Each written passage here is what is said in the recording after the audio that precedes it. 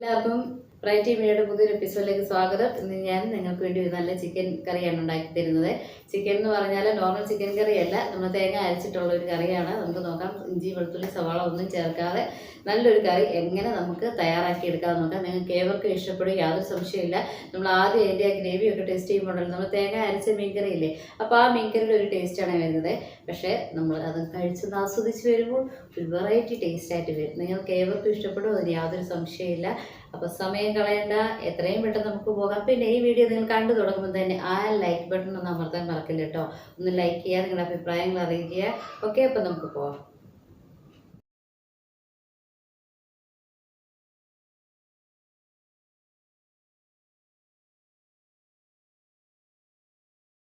നമ്മുടെ special chicken റെഡിയാക്കുന്നതിന് വേണ്ടി ഞാനിവിടെ എടുത്തിരിക്കുന്നത് 1 കിലോ ചിക്കനാണ്.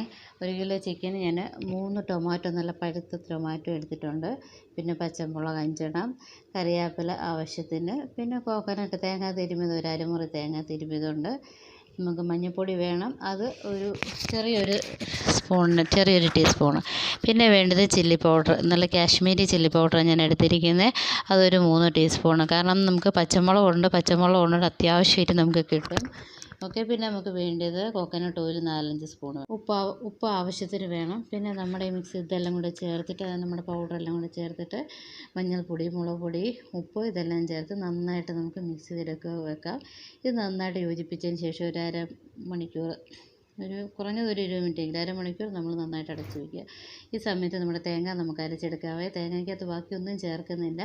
ഞാനൊരു 1/2 ഗ്ലാസ് വെള്ളം, അതായത് ഒരു 200 ml വെള്ളം ചേർത്ത് നല്ല മഷിയായിട്ട് നമുക്ക് അരച്ചെടുക്കാം. നല്ല സോഫ്റ്റായിട്ട് അരച്ച് തരണം കേട്ടോ. ഇതാ നോക്കിയേ, ഈ പരുവത്തിന് നമുക്ക് അരഞ്ഞ് കിട്ടണം. ഇതിനേക്കാൾ സോഫ്റ്റ് ആക്കാൻ പറ്റുമെങ്കിൽ അത്രയും നന്നായിട്ട് നമ്മൾ അരച്ചെടുക്കുക.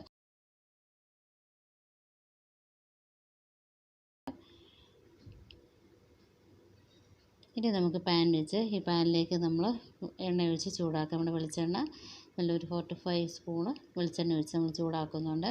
ഈ ചൂടായ വെളിച്ചെണ്ണ തന്നെ വേണം, എന്നാലേ ഒരു ടേസ്റ്റ് കിട്ടുള്ളൂ കേട്ടോ. ഈ ചൂടായ വെളിച്ചെണ്ണയിലേക്ക് നമ്മുടെ തക്കാളി ഇടുന്നു, പച്ചമുളക് ഇടുന്നു. ഇത് നന്നായിട്ടൊന്ന് വഴറ്റി, തക്കാളിയൊക്കെ നല്ല മൂത്ത മണം വരണം കേട്ടോ. അതുപോലെ വഴറ്റിയെടുക്കുക, നന്നായിട്ട് വഴറ്റിയെടുക്കുക. രീതിയിലിട്ട് വേണം, കാരണം നമ്മുടെ തക്കാളിയിലുള്ള വെള്ളമൊക്കെ ഒന്ന് ഇറങ്ങും, നല്ല മണമൊക്കെ വരും. തക്കാളിയും പച്ചമുളകും ഒന്ന് മൂത്ത് വരുമ്പോഴത്തേന് എല്ലാം അടച്ച് വയ്ക്കുക. ഇതാ പകുതിയൊക്കെ ഒന്ന് വെന്ത് വന്നു. ഇടയ്ക്കൊക്കെ നോക്കിയേക്കണേ, ഇടയ്ക്ക് നോക്കി ഒന്ന് ഇളക്കി കൊടുക്കണം. നല്ല സോഫ്റ്റായിട്ടത് വെന്ത് നല്ല സോഫ്റ്റായിട്ട് വരും. എന്താ നോക്കി, നമ്മുടെ തക്കാളി ഈ പരുവത്തിൽ നമുക്ക് ഉടഞ്ഞ് നല്ല വെന്ത് കിട്ടും കേട്ടോ. ഈ പരുവാകുമ്പോഴത്തേന് നമുക്ക് നമ്മുടെ ചിക്കനെ ചേർത്ത് കൊടുക്കാം. നമ്മൾ മസാല ഇട്ട് വെച്ചിരുന്നില്ലേ, ആ ചിക്കൻ നമുക്ക് ചേർത്ത് യോജിപ്പിച്ച് കൊടുക്കണം. ഈ ചിക്കനിലേക്ക് മുഴുവൻ ഈ തക്കാളിയുടെ ഗ്രേവി ഒന്ന് പിടിക്കണം. അതുകൊണ്ട് നന്നായിട്ട് തന്നെ ഒന്ന് മിക്സ് ചെയ്ത് യോജിപ്പിച്ച് കൊടുക്കണേ. കാരണം ഇപ്പോൾ നമ്മൾ ഇതിൻ്റെ അകത്ത് വേറൊരു വെള്ളമൊന്നും ചേർക്കുന്നില്ല, തക്കാളിയിൽ നിന്നുള്ളൊരു വെള്ളമുണ്ട്. പിന്നെ ചിക്കൻ ഒന്ന് വെന്ത് തുടങ്ങുമ്പോഴത്തേന് ചിക്കൻ വേകാൻ ആവശ്യമായ വെള്ളം ചിക്കനിൽ നിന്നും ഇറങ്ങും. അതുകൊണ്ട് നമ്മളിപ്പോൾ തൽക്കാലം വെള്ളം ചേർക്കുന്നില്ല. പിന്നെ നമുക്ക് വേണമെന്നുണ്ടെങ്കിൽ നമ്മുടെ ഗ്രേവിക്ക്, നമുക്ക് ആവശ്യത്തിന് ഗ്രേവി എത്രയാണെന്നനുസരിച്ച് അതനുസരിച്ച് നമുക്കൊരു ലേശം വെള്ളം ചേർത്ത് കൊടുക്കാം. ഇപ്പോൾ ഇത് നമ്മൾ മിക്സ് ചെയ്ത്, ഇനി നമുക്ക് എന്നാ ചെയ്യേണ്ടതെന്ന് അറിയാം. ഇത് നന്നായിട്ട് ഇനി ഒന്ന് ശരിക്കും മിക്സ് ആക്കണ്ടോ. ഇപ്പോൾ എല്ലായിടവും ചിക്കനിൽ മുഴുവൻ ആ മസാലയൊന്നും പിടിച്ചിട്ടില്ലേ, ആ തക്കാളിയുടെ ഇതെല്ലാം ചെന്നിട്ടുണ്ട്. അപ്പോൾ ഇനി നമുക്കിതൊന്ന് അടച്ച് വെച്ച് ഒന്ന് വേവിക്കണേ. ഒരു 10-15 മിനിറ്റ് നമുക്കൊന്ന് വേവിച്ചെടുക്കാം. ചിക്കനിൽ നിന്നുള്ള ഇതെല്ലാം വെള്ളമൊക്കെ ഇറങ്ങി അങ്ങനെ ചാറായില്ലേ. ഈ സമയത്ത് ഉപ്പ് ഇച്ചിരി കുറവായിരുന്നു, ഞാനൊരു ലേശം ഉപ്പ് ചേർത്തിട്ടുണ്ട്. അപ്പോൾ വീണ്ടും ആ ഉപ്പ് എല്ലായിടും ഒന്നും ആകാൻ മിക്സ് ചെയ്ത് കൊടുത്തിട്ട് ഈ സമയത്ത് എന്നാണെന്നറിയോ, നമ്മുടെ തേങ്ങ അരച്ച് ചേർക്കാനുള്ള സമയമാണ്. നമ്മുടെ തേങ്ങ അരച്ചത്, അതിൻ്റെ നമ്മൾ വേറെ ഒന്നും ചേർത്തിട്ടില്ല, ജസ്റ്റ് തേങ്ങ ഇത്തിരി വെള്ളം മാത്രം. അപ്പോൾ അത് ചേർത്ത് നന്നായിട്ട് വീണ്ടും ഒന്ന് നമ്മൾ ഇളക്കി കൊടുക്കണം.